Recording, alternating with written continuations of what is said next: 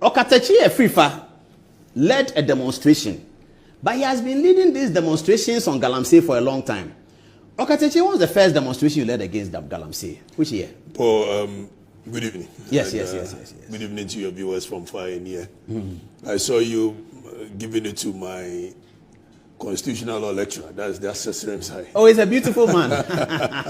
Yesterday he came there. When I saw him, I just bowed and said, "Good evening, sir." Oh, you saw him yesterday? Yeah. Where? When we were almost done with the demonstration, he came around.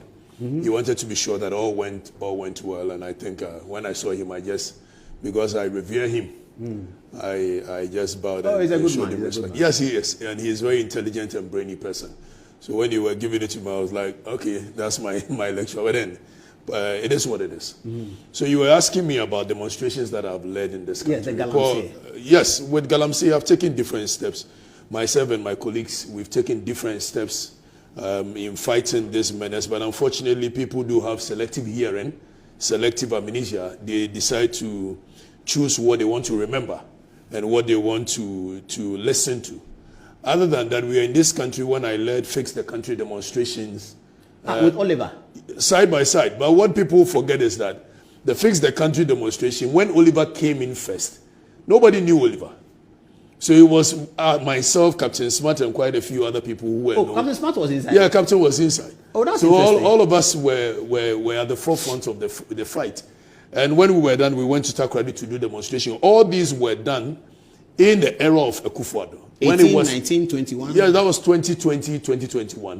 When I was a full member of the MPP, but yet principle is principle. It does not matter who is in government. Besides that, I took it upon myself with my colleague, Kwame Appiah-Kubi of a Kesman Morning Show. We went all the way to Asankregwa and we did citizen arrest when it was about a month or two to election, such a crucial election like 2024.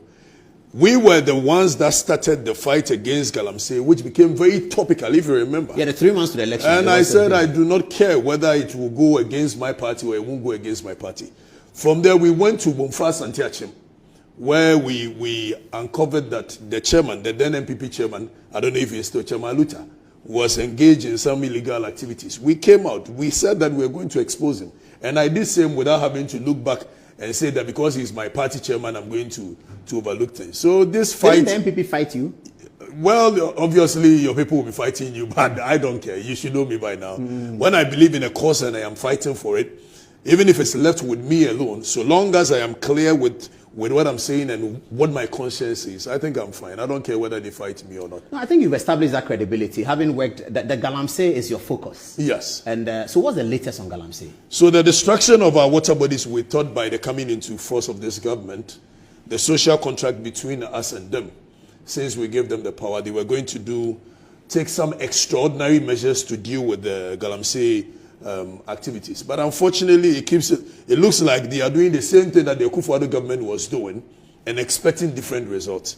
So we sat down and we said that we cannot sit down for the government to throw dust into the eyes of the people. So we need to bring the Galamsey issue at the forefront of our conversation. How could we have done that? The only way we could have done that is to raise awareness first through demonstration, which we did yesterday. It was supposed to take a 3-day demonstration, but upon a discussion with the police today, this morning, we had to put it on hold for the police to reorganize themselves and come back, which when we later in the conversation, we probably will go into it. So you're not continuing tomorrow? So we are not continuing tomorrow, but the fight still continues unabated. The fight against Galamsey illegal mining. This issue about some law has to be repealed. I heard Ken Asibe on Joy FM, I think today, or yesterday. He was backing you. And he was concerned about a law that should be repealed, that everybody agrees should be repealed during the opposition time with President Mahama, and now they are not repealing it. Can you educate us on that? So, Paul, this is the petition that we were supposed to send to the president on the last day that we would have been done with the... And we have put in here that 4 things that this government ought to have been doing, but they are refusing to do. 1, when they were in opposition, they told us that the Akufo-Addo government should declare a state of emergency on all mining activities, so that all of us will come to the drawing board and have a conversation. All stakeholders will have a conversation. Then we will have a cogent plan as to how we can extract our minerals without having to destroy our water bodies and our forests. Yet, more than 100 days in office, the president is unable to declare the state of emergency, which his government was the one telling Akufo-Addo to do. Then in opposition, they told Akufo-Addo to do. We are telling the president that if you can use 3 months to be able to establish a Galamsey board led by Sami Gyamfi. What's Galamsey board? The one Sami Gyamfi. There's a gold board. I call it Galamsey board because in one breath you say you were against illegal mining. Yet the activities of this Galamsey board is inadvertently going to promote Galamsey. How? You say that you want 12 tons of gold every month. But then you are not buying this gold from the big mining companies like Newmont, like Anglo Gold. You are going to buy it from small-scale miners, quote unquote, small-scale miners. When you and I know, Paul, that when we say small-scale mining in this country, it is only on paper that they are described small-scale miners. But the moment they get to the ground, none of the activities are in conformity with the rules that governs the activities of small-scale mining. So when you are a government, that sets up a board which says that they are going to target, the main object of the board is to buy gold, and the target is to get more than 12 tons of gold every month from small-scale mining. What are you doing? You are indirectly promoting the illegal mining activities, period. Now, beyond that, we are asking the government that LI 2462, which allows people to enter into our forest and destroy it. Now, when they were in opposition, they argued vehemently that Akufo-Addo's government should repeal, they didn't say amend, repeal that law. Unfortunately, it looks like they are not being honest with themselves. Right after being voted for, this government say, oh, we've come, we've seen, so for that matter, we are no longer going to repeal the LI 2462, but we are going to amend it. And we are telling President Mahama and his government that that is not part of the social contract that you signed with us. You gave us your word that when you come in, you are going to repeal the LI 2462. But beyond the LI 2462, there is another LI 2404, which stipulates exactly what this government ought to be doing, and yet it is not doing. It has even gone ahead under Section 6 and Section 8 to prescribe how excavators, earth-moving machines, needs to be documented, needs to be tracked, needs to be engraved with serial numbers, unique serial numbers. And even in the event that a person refuses to do same, when they are arrested, they must be put before the law court. And yet this government is refusing to do same. And we are saying that we are going to use the RTI bill right to the Minerals Commission on grounds of the LI 2404 to provide us with the number of excavators, which so far they've been able to engrave per the law that is supposed to help them operate. So clearly this government is unwilling to fight the illegal mining. Why is that so? Is somebody benefiting from it? So at this point, they make money from it? Of course, you know, Paul. When we started this fight and we got to the Galamsey... okay, hold on. Let me ask you. Hold on. Let's do a scenario. I'm a politician. I'm a big minister. How do I make money from Galamsey? Oh, Paul, it's very clear. Those who are the Galamsey side, they know that when people are being given concession, even without you getting into it directly, when you are being given concession... So I can go to Minerals Commission and say, give concession to AFRIFAH is my friend. You don't even sometimes need to go to the Minerals Commission. You have to go to a certain DCE, go to a certain regional minister, and you'll be given a concession area for which you'll be paying dividends to the minister or the DCE. This is trite knowledge. You mean illegal dividends? Illegal dividends. This is trite knowledge. For getting the concession. That is the more reason the ministers and the DCEs are unable, that is for want of a better word, to fight the Galamsey because they are benefiting directly from it. And we can pretend as though we don't know that these people... So they bring cash to the minister? They bring cash to the ministers and the DCEs. Oh. And this is knowledge at the Galamsey site. Everybody knows it. Oh, so that's why they are so confident when the police can, they say, oh, clear off from here. Because the DCU or the MCE is the head of DISEC or MUSEC. So clearly, if the police is going to arrest them... What is DISEC? So DISEC, that is the District Security Council. The DCE is the head of it. And if the DCE is like benefiting... the National Security Council is headed by the president. Yes. The regional is headed by a regional minister. Then we have the district, which is headed by the DCE. Okay. But the DCE is the one in charge of the DISEC. And if he is benefiting from it, why will he have the political will or the energy to fight that menace? And this is knowledge when you go to Galamsey side. Galamsey, is it that lucrative to pay DCE, pay minister, pay... Paul, I am telling you that they are able to buy excavators worth about $300,000. And they tell us that within 2 weeks, they will be able to make more than $300,000 within 2 weeks. And in a month, they'll be able to double that amount. Who is buying the gold? The government now says that they are going to buy it by the passing of the Galamsey Board Act. They are clearly going to buy it. Now it is no longer a place for a liberal market. The government is going to, it's a state-controlled market. Prior to that, it was being bought by all manner of people. That is through illegal means. So you and I know that when people are benefiting from illegal activities, and I keep on saying that it is the politicians and the traditional authorities that are engaged in these activities. Clearly, we know when you go to the Galamsey side, they will tell you themselves. And national security is here. They've gathered enough intelligence. There's a document that I was working with prior to the elections. It was a national security document that they had gone around the whole country, done a survey on the people that are involved in illegal mining activities. And yet, they will not fight it because these are the very people that sponsor their campaigns one way or the other.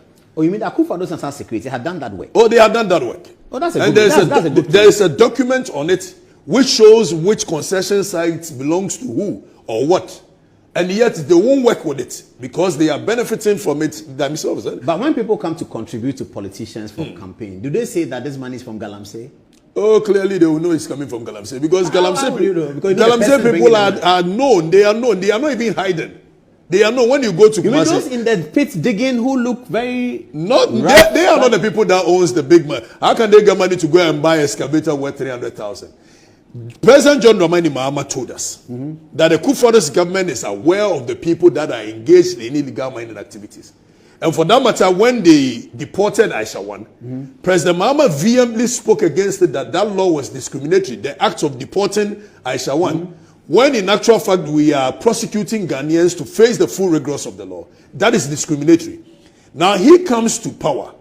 Not only is he deporting one or two of Chinese people, but he says through his Minister of Interior, Mutaka, that now his foreign policy when it comes to the fight against Galamsey is that when he arrests any non-citizen who is engaged in any illegal activity destroying our waters and forests, all he would do is to put the person on the plane and say, bye-bye, thank you for coming to destroy our waters.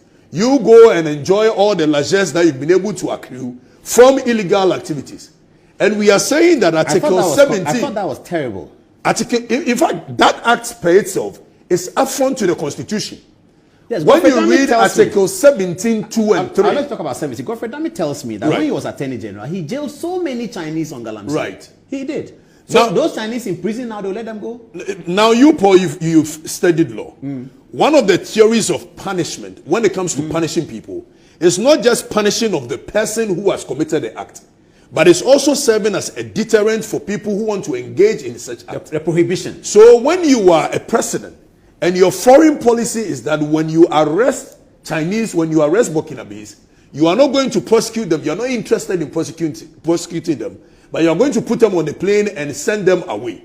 What you are indirectly telling them is that the state laws are not going to work. So when I do it and you deport me, I will go and tell Paul that Paul, go to Ghana. It is very lucrative. When they catch you, they won't jail you. And for us, that is discriminatory, which the Constitution and Article 17 clearly speaks against. But why did Muntaka say that? Because they have formed Ghana-China Galamsey Board Association. What's that? Just recently at Kempiski. We saw Ibrahim Mahama. The president's brother? The president's brother. And the crying minister, what's his name? Crying minister? The one who cries. Who is that? Amakofibua. So, he's crying? Yes, oh, yes, yeah, you mean the video that he was crying? But he was crying about at Kontama and he wasn't crying about Galamsey. I mean, that for me is a crocodile tears. Because he comes from Elembele. Yes, I know. That minister comes from Elembele. Yeah. And Galamsey activities has virtually ruined the whole of Elembele. So that's why he was crying? No. All this while he has not been crying. Now he comes in, and because he understands the psyche of the Ghanaian people, he wants to use this as a means of socially engineering them that we are working is so hard for us. But we tell the minister, if you believe that the activities of Galamsey is so devastating to which you are crying, you go to cabinet, you sit with the president. You should be crying to the president. So President Okatakyie said the activities of Galamsey is so damning, is so devastating, it's an existential threat. And for that matter, the president should go ahead and issue the state of emergency. You are not doing the same. You call a press conference and you come and cry. As soon as you FOME, as solve Galamsey issue. Sabi Akufo-Addo ni tissue pa ko be hunu su. Enso ka che Akufo-Addo so afeli. I don't want to answer. So, Paul, we are saying that the government... in that famous speech, did he cite Galamsey? Yes, the clearly. famous Akufo-Addo's final sessional address. If you say Akufo-Addo has failed... No, he said that yours is a way not to govern. He told Akufo-Addo that Akufo-Addo's way of And you think crying is the way to govern? That is a weak leadership that he exhibited right So there. you think that the NDC government doesn't have the political... Because It doesn't have the George political. said within 1 week, Akufo-Addo can stop Galamsey. And within 1 week, they are not willing to stop Galamsey. They will not. They are unwilling. Is it that they found out since they came to government that is difficult, or in opposition they knew that they can't? They knew that they cannot fight it because one way or the other. John Mahama had been in government from 2009 as the vice president, in 2013 as the president. He knew the situation, and he knows that this activity of going to arrest people, burning excavators, doing A, B, C, and D, it is not the way to solve the issue. Because Akufo-Addo had been doing these activities for the past 8 years, arresting people, burning excavators. And you come in and you are doing exactly what Akufo-Addo was doing. So if you knew that you were going to use the same measure to deal with the issue, with the menace that we face, why did you tell us to fight for you and you're going to use extraordinary measures to deal with an extraordinary situation? Did he use those words? We are saying it because this thing is an existential threat which we cannot use usual methods to fight it.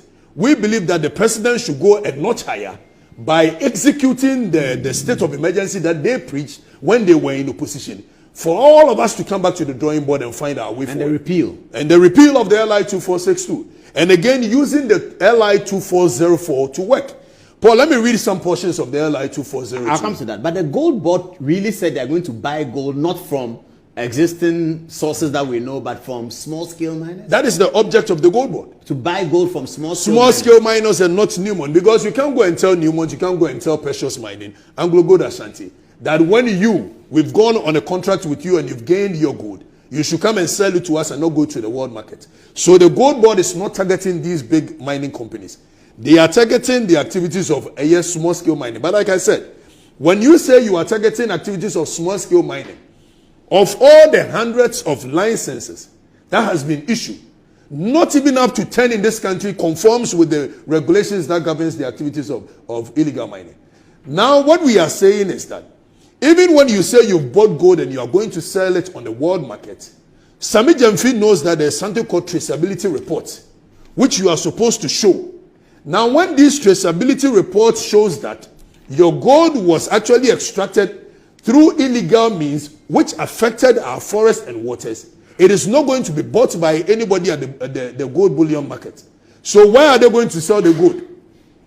Now we need to look into the activities again, because clearly when they buy gold from illegal mining activities, they cannot sell it at the world London bullion market and other places that we sell gold. So where are they going to sell that gold? Maybe the China-Ghana mining company will buy it. The China-Ghana Galamsey Association. It's not Galamsey, it's mining. No, they just formed it. They didn't call it Galamsey, you are calling it Galamsey. So the more reason that they are not interested in prosecuting Chinese is that one breath, they have formed Ghana-China Galamsey Association. How can they be prosecuting the very people that they have formed association with to go and destroy our water bodies and our forest? So don't they care about the water bodies being destroyed? They don't, Paul, they don't. They don't? And they will never care. I don't believe that. So what we have done is that Generational Right Protection Society, upon handling of this petition to the president, which will find a way to get it to him, what we will do is that we will give him some period. If he does not act, we will take it a notch higher by writing to all the various missions across the nation and all international bodies that are concerned with the destruction of our environment. We will do that. If that does not also work, you know that there is African Charter on Human and People's Rights, which part of the article speaks about the right to life, right to healthy environment, right to good sanitation and water. We will file a case at the Human Rights Court against the government, that the government's activity or inaction to be able to deal with the Galamsey menace is causing all these atrocities to our people. And it is against the articles of the Human Rights Charter. So if the government does not listen, we will go as far as taking the matter to even International Human Rights Court. So we have a lot in place to be able to force our government to take extraordinary measures to deal with the Galamsey issue. Other than that, if we are going to use this kit close, they will never do anything about it. Erastus Asaridonko said that excavators are being retained. He posted something today. So excavators were seized, and a certain order from above, according to Erastus Asaridonko, ordered for the release of the excavators. Back to the people. Back to the people. The people from whom it was seized. Now, Paul, I was about to read the LI 24004. Section 6 of the LI 2404 clearly tells us that when there is an excavator, an earth moving machine, there should be some steps taken by the Minerals Commission. Now I read it. Section 6 talks about the marking of earth moving and mining equipment. So in our means and our quest to fight Galamsey, you and I know that but for the using of excavators, but for the using of earth moving equipment, probably the devastation that we are seeing would have been minimal. The only reason that this devastation is so huge is because people are using excavators. Now, in our quest to deal with it, Section 6 of LI 2404 says that the commission, and here the commission is Minerals Commission. Minerals Commission, that is, shall record the chassis number and conspicuously mark and label. So all the excavators that are being arrested, there is no mark, there is no label. Minerals Commission does not have data on the chassis numbers. Now let's read forward. It says that all earth moving and mining equipment used for mineral operations with the identification code assigned to the earth and moving mining equipment upon registration with the commission. So even before anybody can go into our forest with excavators, they are supposed to go and register with the commission their excavators. Just like registering with DVLA your car. Now it goes ahead to say that monitoring the earth, the mark shall be inscribed or etched in order to prevent people from using different excavators. You are supposed to etch or mark the excavator. Now it says that the mark shall be described on both left and right sides and on top of the earth moving and mining equipment to be used for the mineral operations. Yamusa a Minerals Commission. Say as it stands now. How many excavators in our forest and one marking are etching a serial numbers and unique identifications number 2. Now he goes ahead to say that the commission shall monitor all earth and mining equipment used for mineral operation using A, installed tracking mechanisms and systems for surveillance. Let's ask the commission. This is the law telling you that you are supposed to put some tracking devices in the excavators in our forest. Where are the tracking devices? Have they been able to do that? Are they monitoring? They are not. We are going to file an RTI to the commission to come and tell us how many of these excavators that they have data on. Paul, he goes ahead to tell us that the unmanned area vehicles that include drones for visual and monitoring. So the commission is supposed to be using drones for visual and monitoring. Where are the drones? They are not using it. Abu Japo says he doesn't find it, doesn't know where they are. And nobody is being prosecuted. Frimpong Boateng is the one who bought it. And nobody is being prosecuted. No, we take this lightly. No, nobody. Something that is threatening our very existence as a people. We come into government, we throw this into the, drones are here, container are here, and nobody gets prosecuted. Just for the court of public opinion. Is that what we are going to do? This is the difference that we were promised. This is the reset. Paul, I think we should stop joking. Then he goes ahead to say that owners of the earth moving and mining equipment used for mineral operations shall pay annual monitoring fees to the commission. So even the law is saying that you're not going to use your own money to be able to do the monitoring. And yet the commission is unwilling to be able to do these things. It goes ahead to prescribe that in the event that you refuse to do any of these things as an excavator owner, there is an offense prescribed under Section 8 of this act, that is LI 2404. So clearly these laws are there. The commission, the ministry, this government is unwilling, just unwilling, to be able to take these steps to be able to help us. Because ensure na ekunya maame no mo omunumbi. Ensure na ama ye abatan omuwu ano momma no omunsa omani ayira no omunumbi. Ensure na ama obi nyem ano apon no Paul omunumbi. Ensure na ama kidney diseases ikosoro omunumbi. It's what we are saying. They can only imagine it, but they cannot understand the plight of the people. And some of us, we've lived it. We've been there. We understand the plight of these people. And we have the voice, we have the platform. We need to fight for what we believe in. And that's what we are doing clearly. Generational Right Protection Society. Just as the likes of Mensa Saba fought the Crowns Act bill to be able to save us a land for the next generation, we believe clearly that we must stand up, we must rise up and fight for the next generation. Other than that, the next generation, I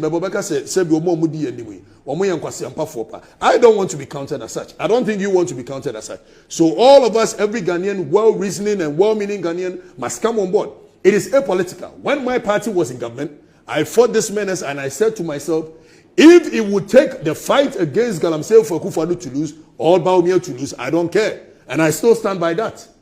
In the same one vein, of your photographs of the old one? Yes, these are the demonstrations I held on several issues. I gave a Akufo-Addo. But why are you not working with Democracy Hub anymore on this one? Oliver. My good friend. My good friend. Today, I saw he was writing some nonsense on social media. What did he say? The demonstration was called off today because the people did not attend. Now, clearly, what is the purpose of demonstration? The sole purpose of demonstration is to raise awareness. As it stands now, as of this morning, the whole of Twitter, we were trending number 1. Galamsey must fall. Perfect. The whole of TikTok, we were trending number 1. Perfect. The whole of Facebook, we were trending number 1. So when you've done a demonstration, which in a day, all media houses, it has become a talk of town, everybody is talking about. How do you consider that demonstration as a failed demonstration? But how many people did Oliver put in his demonstrations? How many were they? Well, Oliver said he stood in front of the Flagstaff House with 60 people. And for that matter, Oliver, you see, he's my brother. I understand how it hurts when he is not in the forefront, in the middle of discussions.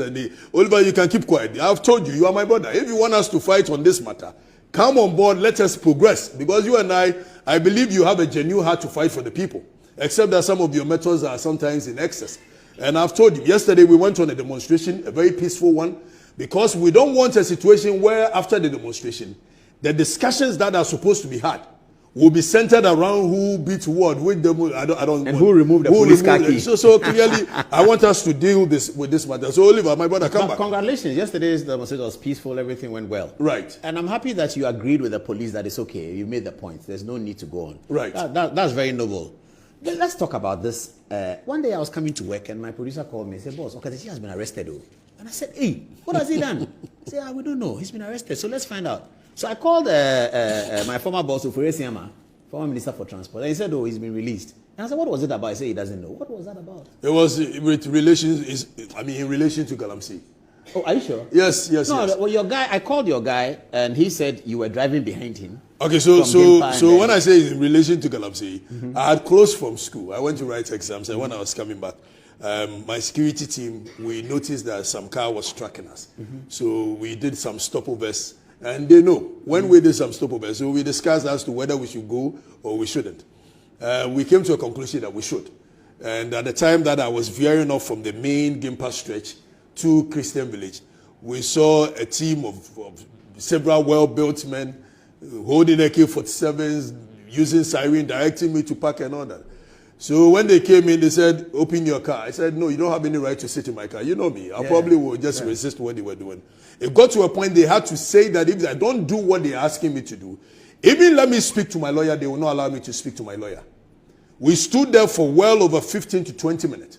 A certain call was coming through. Oh, order from above. Arrest him. Put him. If he won't go, handcuff him. Put him. Okay, so at some point I said, let's move.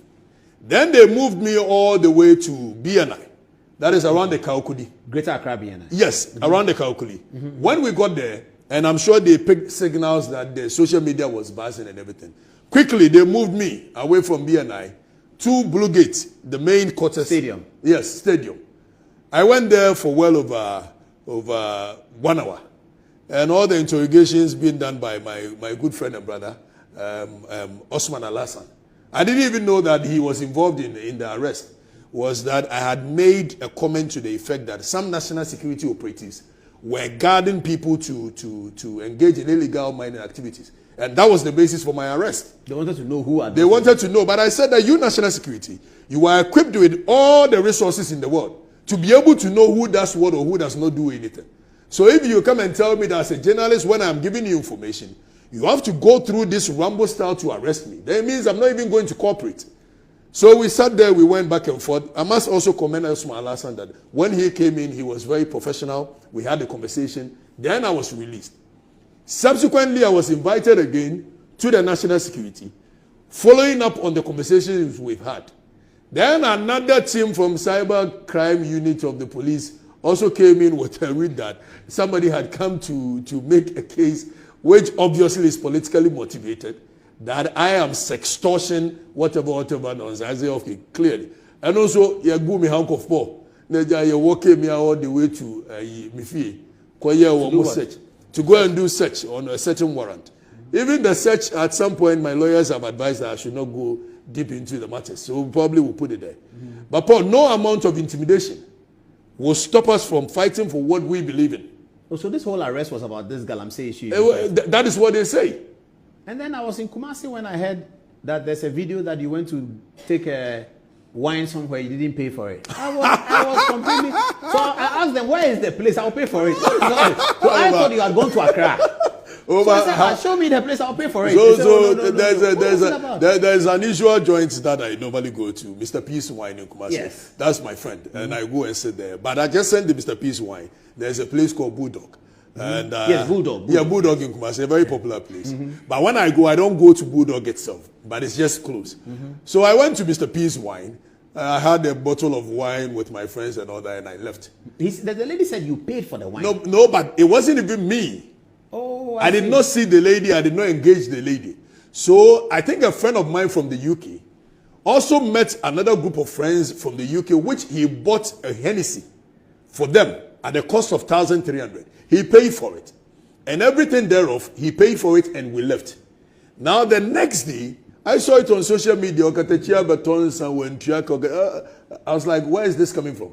So upon inquiry, then it came out that my friend had gone to Bulldog to buy Hennessy. So in the video, you hear the girl saying that, oh, Otto Hennessy, 1,300, that's 13 million. But if somebody can pay for 1,300, how much more 65 Ghana cedi? Oh, the debt in question was 65. And they were lying that it was 650. It was actually 65. I was told 600, and I said I'll pay for it. No, it was not 600. It was actually 2 bottles of Guinness with some water that I think when my friend left, his friends took. So instead of the girl to take the money from the friends, now he was encouraged by one guy called Pepra in Kumasi, who is an NDC, a known NDC member. He is a Galamsey as well. So the grounds for my disgrace was one, because he's a Galamsey, and I'm fighting against Galamsey. Again, because he's a known NDC, and I'm fighting against the NDC supposedly. Then he has to put this thing out to disgrace me. But Paul, this is too cheap. If you want to disgrace Okatakyie AFRIFAH, you must find something more damning to disgrace me. You see, they tell all manner of stories. No, Okatakyie, you're corrupt. Send me you're corrupt here. I might know about police will see I do BBR. What's the investigation for Okatakyie AFRIFAH? So you're corrupt. Now it becomes a social media war of trying to tarnish my image. But I tell them, I am made of a tougher substance than what they think. These things will not perturb me. These things will not let me stop what I am doing any day, anytime. I am going to fight for a cause I believe in, regardless. Now, they came after me any which way. It did not stop me. It did not change anything. How much more am I party for? So I want to use this platform to tell them that we are citizens of Ghana. If we believe that something is not right, it doesn't matter who is in government. We are going to fight what we believe is not right. They can use all machinations, all tactics to come after me. But they will only be emboldening me when they do that. They don't have any idea what I am made of. They will just be emboldening me. On your show, the guys who are doing the Ochiame work, I love them.